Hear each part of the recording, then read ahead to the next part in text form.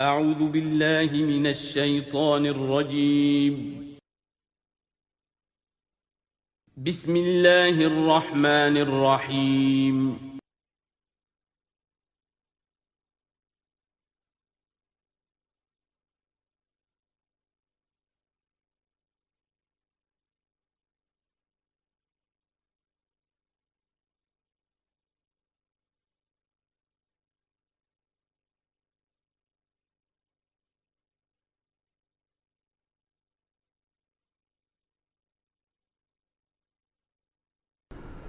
اعوذ باللہ من الشیطان الرجیم بسم اللہ الرحمن الرحیم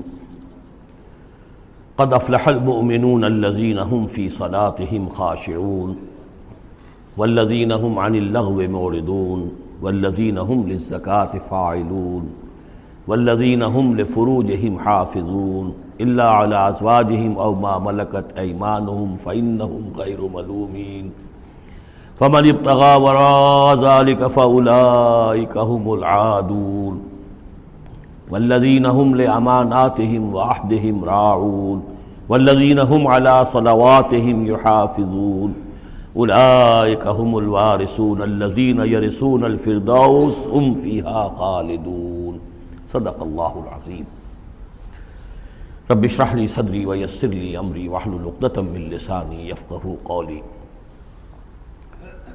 ہم اللہ کے نام سے سورہ مومنون کا ترجمہ شروع کر رہے ہیں اور یہیں سے 18واں پارہ بھی شروع ہو رہا ہے،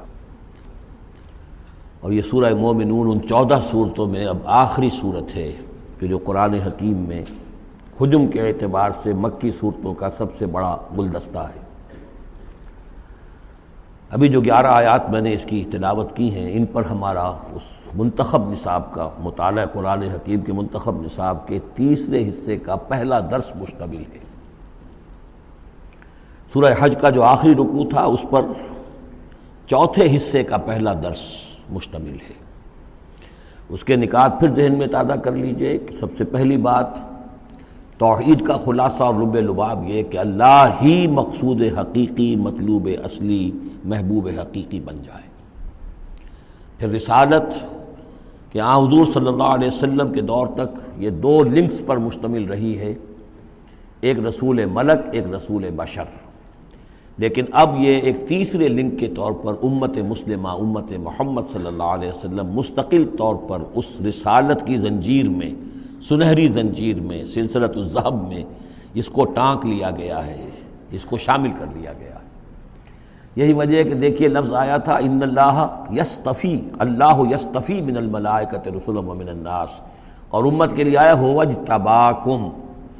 استفاء اور اجتباء یہ بڑے قریب کے الفاظ ہیں، چنانچہ یہ دونوں الفاظ حضور کے لیے مستعمل ہیں، محمد مصطفیٰ، احمد مجتبی۔ تو یہ اجتباء کا لفظ آیا امت کے لیے هو اجتباکم۔ تیسری بات یہ نوٹ کرنے کے قابل ہے جو میں نے خود بھی کہا تھا کہ سورہ بقرہ کی آیت اور یہ آیت جس پر کہ یہ یہاں پر جو شہادت والی آیت آئی ہے، صرف یہ کہ ترتیب کا فرق ہے۔ بالکل یہی نسبت سورہ نساء اور سورہ مائدہ کی ان 2 آیتوں میں تھی۔ یا ایھا الذین آمنوا کونوا قوامین بالقسط شہداء للہ، یہ سورہ نساء میں، یا ایھا الذین آمنوا کونوا قوامین للہ شہداء بالقسط، یہ سورہ مائدہ میں۔ سورہ بقرہ میں ہم نے پڑھا لِتَكُونُوا شُهَدَاءَ عَلَى النَّاسِ وَيَكُونَ الرَّسُولُ عَلَيْكُمْ شَهِيدًا، یہاں ہم نے پڑھا لِيَكُونَ الرَّسُولُ شَهِيدًا عَلَيْكُمْ وَتَكُونُوا شُهَدَاءَ عَلَى النَّاسِ۔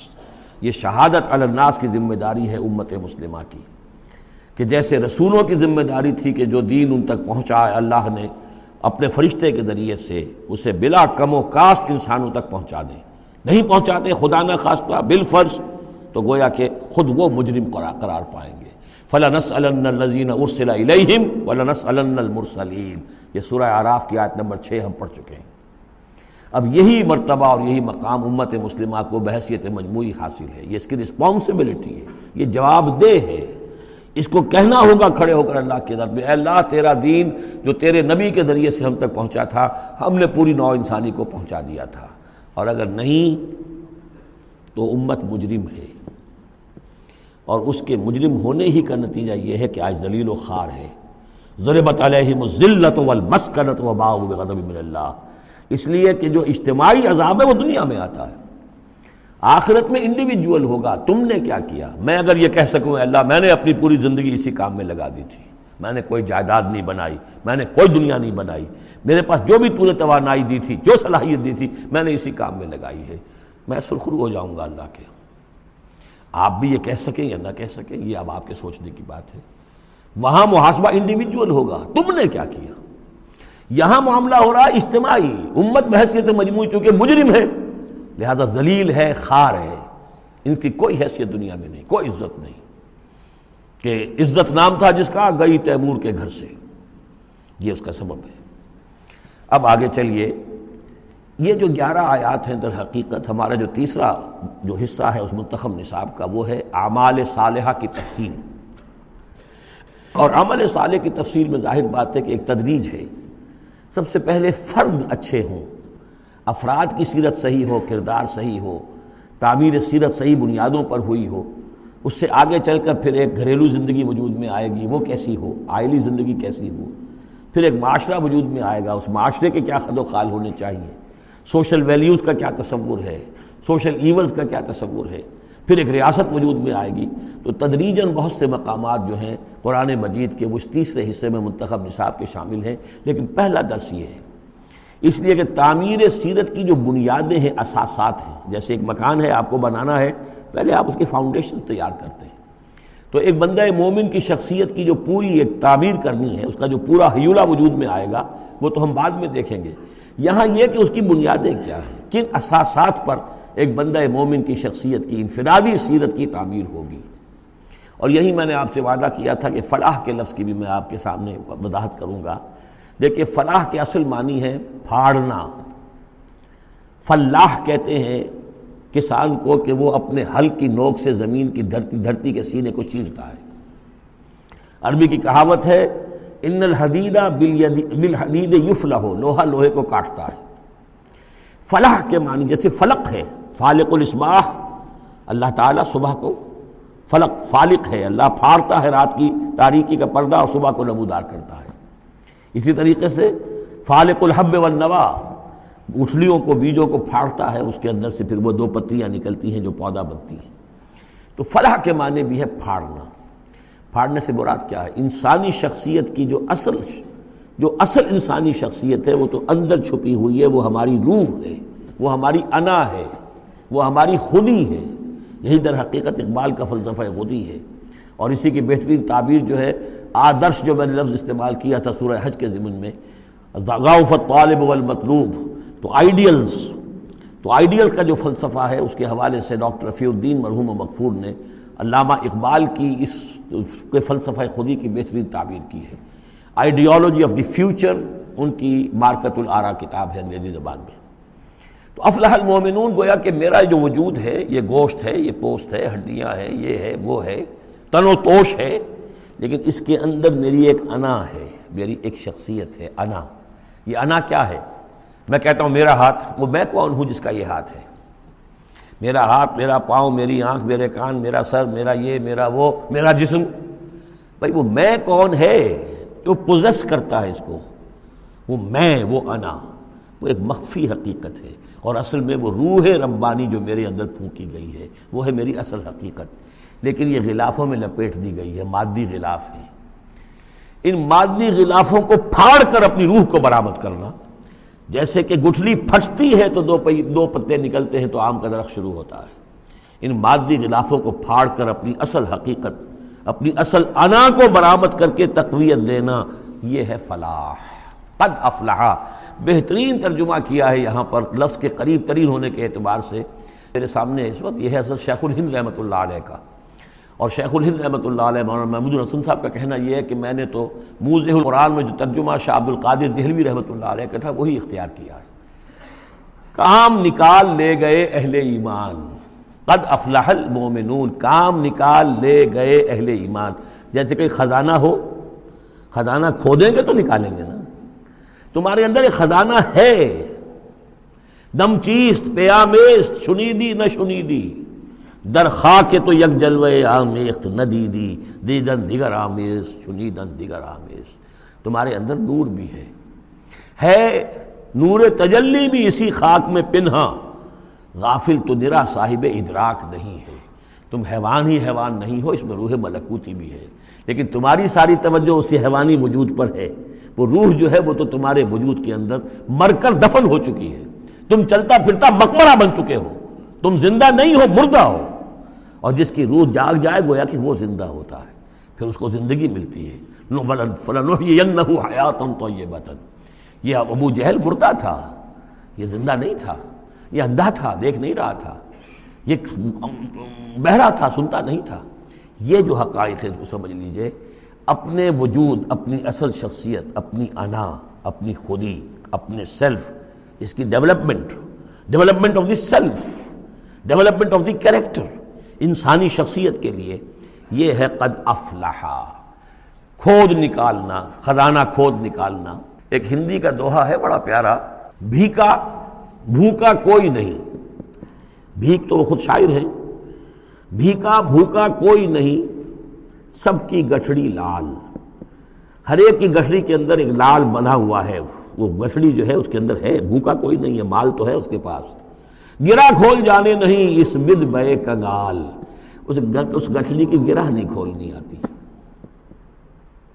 ستمست گر ہوست کشت کے بے سیر سرد و سمندرا، تجھے غنچہ کم نہ دمیدئی درے دل کشا بچمندرا۔ تم اپنی شخصیت کا جو چمن ہے تمہارے اپنے اندر جو اللہ تعالیٰ نے رکھا ہوا ہے، وفی انفسکم افلا تبصرون، تم اس سے غافل رہتے ہو۔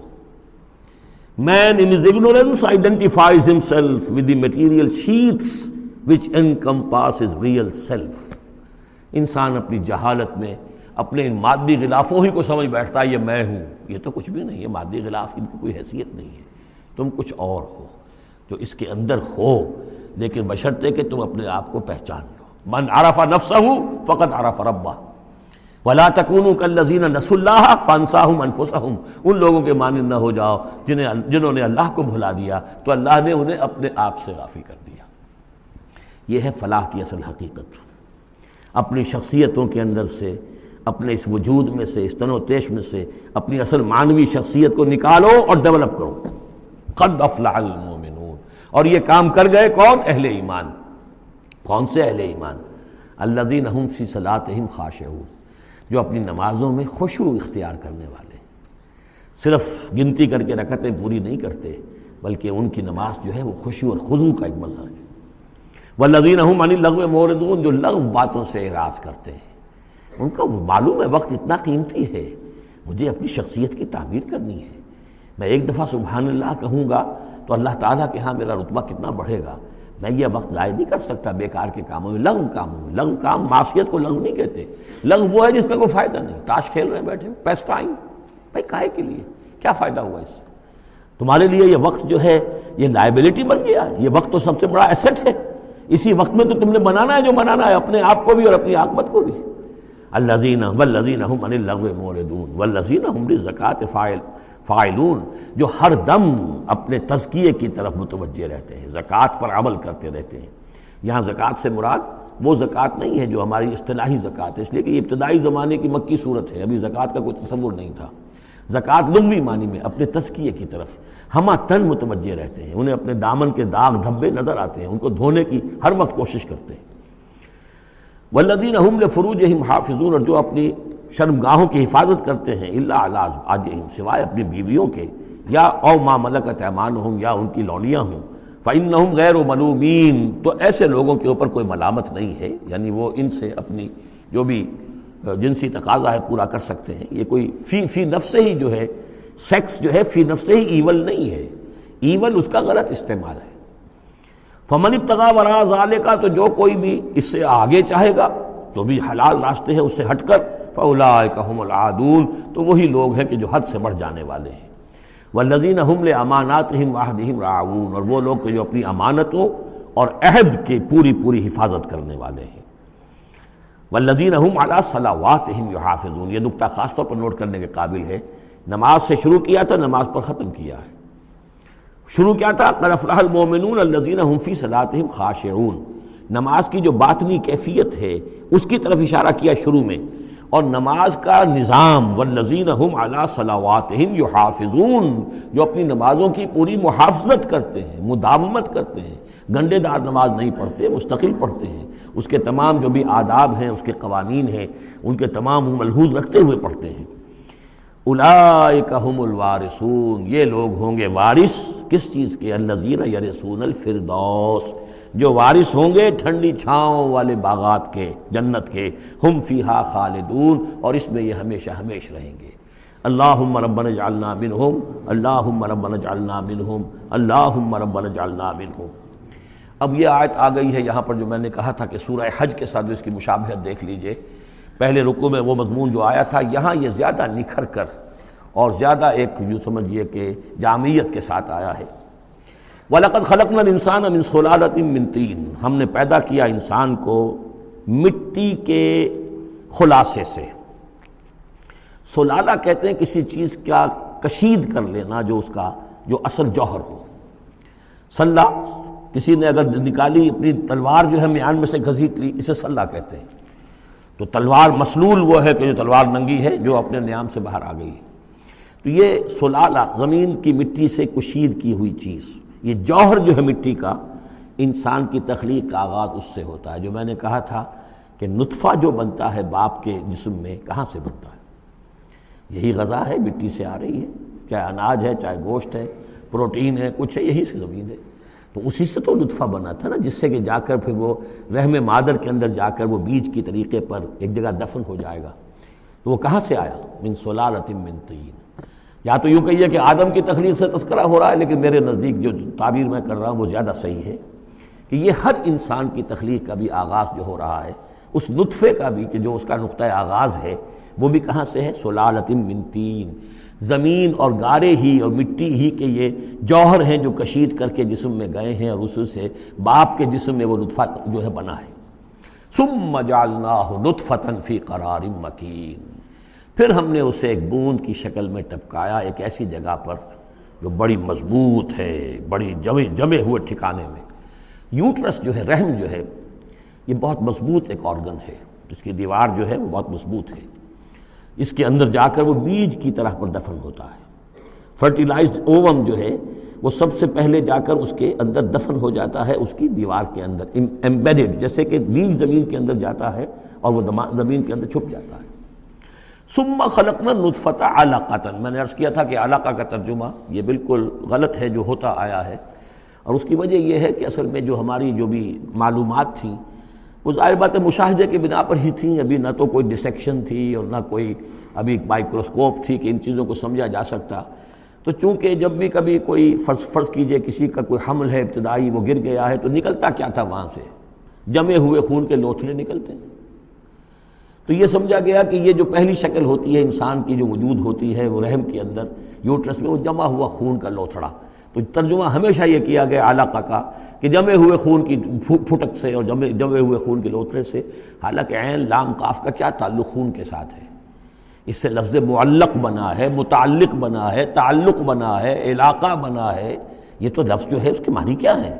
تو اب معلوم ہوا ہے ہمیں کہ صحیح مفہوم کیا ہے، کہ جب پہلے تو وہ امبیڈ ہو جاتا ہے، وہ جو نطفہ ہے ماں کے رحم کی دیوار میں، پھر وہ اس سے نکل کر لٹکنے لگتا ہے اس کے ساتھ، دیوار کے ساتھ، جیسے کہ کوئی یہ جو ہوتی ہیں لیچز کہلاتی ہیں، کیا جونک، جیسے جونک جو ہے کسی کے ساتھ چمٹ جائے اور پھر وہ لٹکی ہوئی ہو، تو جونک کی طریقے سے وہ پھر رحم مادر کی دیوار کے ساتھ لٹک گیا، معلق ہے۔ اب یہ علقہ ہے۔ پھر اس علقہ سے فخلقنا العلقۃ مضغۃ، اس علقہ کو ہم ایک لوتھڑے کی شکل دیتے ہیں۔ یہ وہ جو میں نے جو کیتھل مور سے آپ کا حوالہ دیا تھا میں نے ابتدائی اپنے خطاب میں، تو اس نے کہا ہے واقعتاً گوشت کا ایک لوتھڑا لے کر اپنے منہ میں رکھا، تھوڑا سا کچا سا گوشت، اور پھر اسے تھوڑا سا چبایا دانت سے، اور پھر نکال کے دکھایا کہ جو شکل میرے دانتوں کی جو شکل بن گئی ہے اس پر بین ہی یہی شکل ہوتی ہے انسان کے اندر ابتدائی ایمبریو کی، اسی طرح کے نشان پڑے ہوتے ہیں۔ تو گویا کہ یہ مضغہ جو ہے وہ وہی ہے، گوشت کا لوتھڑا کچھ نیم چبایا ہوا سا۔ فخلقنا المضغۃ عظاما، پھر ہم اسی مضغے کے اندر ہڈیاں بنا دیتے ہیں۔ فکسونا العظام لحما، اور پھر ہڈیوں کو ہم گوشت چڑھا دیتے ہیں۔ ثم انشأناہ خلقا آخر، پھر ہم اسے اٹھاتے ہیں ایک دوسرے ہی اٹھان پر۔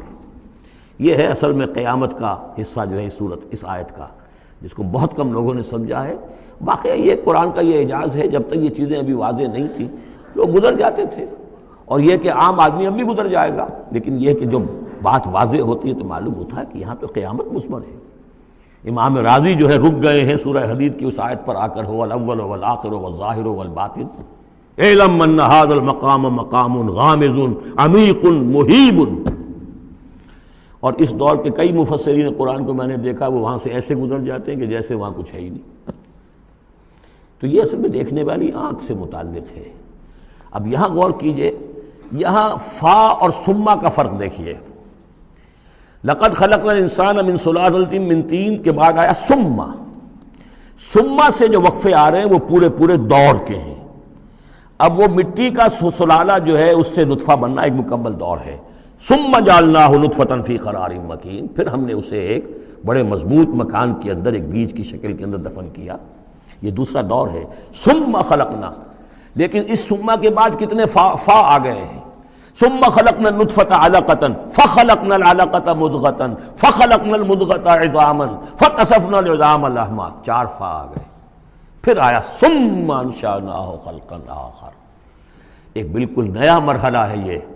اور اس کی تشریح جو حدیث میں آئی حضرت عبداللہ بن مسعود رضی اللہ تعالی عنہ سے، جب یہ 40 دن نطفہ، 40 دن علقہ، 40 دن مضغہ، جب 120 دن ہو جاتے ہیں، 4 مہینہ، اللہ تعالیٰ فرشتے کو بھیجتا ہے، اور وہ کولڈ سٹوریج جہاں اس کی روح تھی ابھی، وہاں سے اس روح کو لاتا ہے اور اس میں شامل کر دیتا ہے۔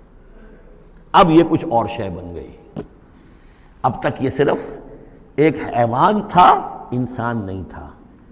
اب وہ حیوان انسان کے ساتھ وہ روحانی وجود انسان جو ہے جب لا کر شامل کر دیا گیا، ثم ينفخ فیہ الروح۔ لیکن اس حدیث کو بھی لوگوں نے سمجھا روح سے مراد جان ہے، حالانکہ ہمیں معلوم ہے کہ یہ جو 4 مہینے ہے تو کیا بے جان تھا وہ؟ معاذ اللہ، وہ تو جو مرد کا سپرمیٹوزوون ہے وہ بھی زندہ ہے، لیونگ ہے، ماں کا جو اووم ہے وہ بھی زندہ ہے، زائگوٹ ہے وہ بھی زندہ ہے، مردے کا تو سوال ہی نہیں۔ تو در حقیقت یہ زندہ تو یہ سب ہے، لیکن اس کے بعد اس میں جو روح پھونکی گئی، پہلے وہ صرف حیوان تھا، اب وہ انسان بنا۔ یہ ہے ثم انشأناہ خلقا آخر، پھر ہم نے اٹھایا اسے ایک اور ہی تخلیق پر۔ فتبارک اللہ احسن الخالقین، بڑا بابرکت ہے اللہ تمام تخلیق کرنے والوں میں بہترین تخلیق کرنے والا۔ ثم انکم بعد ذلک لمیتون، پھر تم اس کے بعد پھر تمہارے اوپر موت وارد ہوگی، ایک نیا دور آئے گا تمہارا۔ ثم انکم یوم القیامت تبعثون، پھر تم قیامت کے دن دوبارہ اٹھا لیے جاؤ گے۔ یہ ہے گویا کہ حیات انسانی کے مختلف مراحل کی بہترین اور جامع ترین اس موضوع پر یہ جو ہے جگہ، یہ سروۂ سلام ہے قرآن مجید کا۔ وَلَقَدْ خَلَقْنَا فَوْقَكُمْ سَبْعَ طَرَائِقَ، اب وہی مضامین جو مکی صورتوں کے ہیں، اور ہم نے تمہارے اوپر 7 راستے بنائے ہیں۔ اب یہ 7 آسمان مراد ہیں یا کوئی اور شے مراد ہے، واللہ عالم، آیات متشابہات میں سے ہوگی، جب تک کہ اس کی حقیقت مزید ہم پر منکشف نہ ہو جائے۔ وَمَا كُنَّا عَنِ الْخَلْقِ غَافِلِينَ، اور ہم اپنی مخلوقات سے غافل نہیں ہیں، ایسا نہیں ہے کہ ہم بے خبر ہو جائیں۔ وَأَنزَلْنَا مِنَ السَّمَاءِ مَاءً بِقَدَرٍ، اور ہم نے آسمان سے اتارا پانی ایک اندازے کے مطابق، ذرا اندازے زیادہ ہو جائے تو سیلاب ہی سیلاب ہو، ساری موت واقع ہو جائے، اندازے سے ہوتا ہے۔ فَأَسْكَنَّاهُ فِي الْأَرْضِ، تو پھر ہم نے اس کو ٹھہرا دیا زمین میں۔ وَإِنَّا عَلَىٰ ذَهَابٍ بِهِ لَقَادِرُونَ، اور ہم اسے لے جانے پر بھی قادر ہیں، جب چاہیں گے سارا پانی لے جائیں گے، تمہارے لیے حیات کے لیے کوئی بنیاد نہیں رہے گی۔